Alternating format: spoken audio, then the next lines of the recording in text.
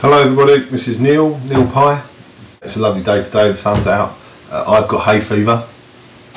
Got a nice cup of coffee and a biscuit. Tesco Value Family Pack. What I'm going to talk about today, one of the really cool things coming through in HTML5, which is the new spec for web forms. So hands up who loves writing JavaScript for forms. Chair's a bit squeaky, isn't it? That's going to drive me insane. Squeak, squeak, squeak, squeak, squeak. Anyway, so squeak, squeak, squeak. What we were talking about was HTML5. Now, for those that don't know and are just watching this out of, well, if you don't understand what web forms are and what HTML5 is, what are you doing watching this video? For one, you must be very bored. But for two, if you don't understand, basically web developers spend a lot of time capturing data. We do this via a form where you fill out your name and your details and blah blah blah, and send it to the server, and we get the data and we stick it in a database and use it to spam you and all kinds of crazy stuff.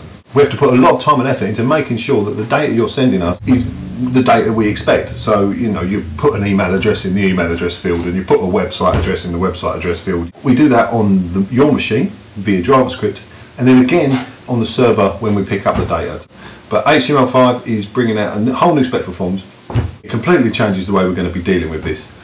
So to demonstrate, what I've got here is a very basic web form. It captures an email address, a website address for registration for a newsletter or something like that. It looks like this in its very rawest form in Chrome, and it looks like this in Safari. Very similar, lovely. Okay, if you notice at the moment, I can send this with nothing in the fields and it goes through. I could write in the email address field anything I want and it will go through. There's no validation on there at all. So the first thing we need to do is make sure that we're getting a valid email address in the email field and a valid website address in the website field. Normally, as I said, we'd write lines and lines of JavaScript to do this. Well, HTML5 handles it a bit differently. We get a new input element, one that is email and one that is URL. Go along and refresh the page. Now we'll find if I put something that isn't a valid email address, it won't go through. It gets held up by the browser.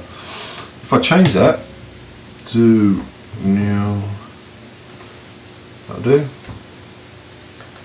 Sees it's a valid email address. Oh, someone pulled up outside. Sees it's a valid email address and lets me go. So, wicked. Let's try the same with the website address. So I can put anything I want in there. Won't go. Change this to www.neilpie.co.uk and we're through. So you can see, so straight away by just changing those field types, all of a sudden the browsers know what we're doing. Something else we might want to do is say we can do without a website field, but we need an email field for our mailing list, otherwise we can't send you email spam. So I want to force you to put in an email, so I can just go email required, save that, try and send it now, won't go. See? Right, one other thing I'll just quickly touch on as well is one of the other new inputs, the number field, which is awesome.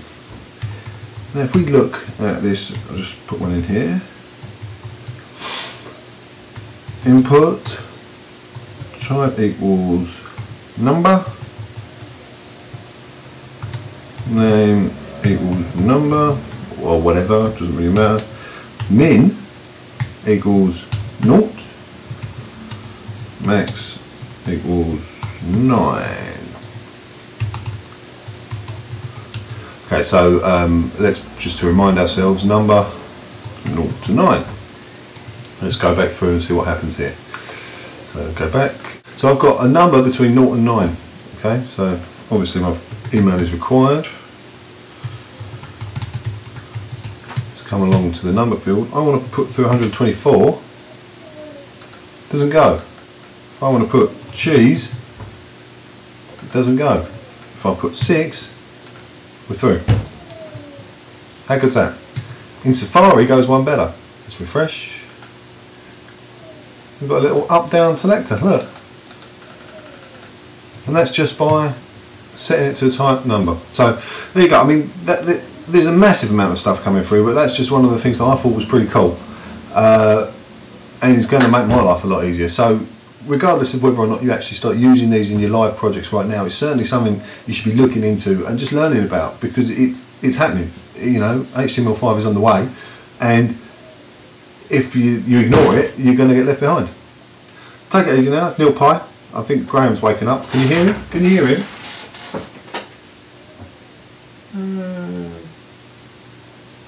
That's either a snore or a waking up. I'm not sure. But so I've got to go. But cheers.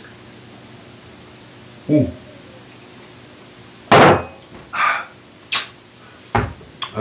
Peace out. Yeah.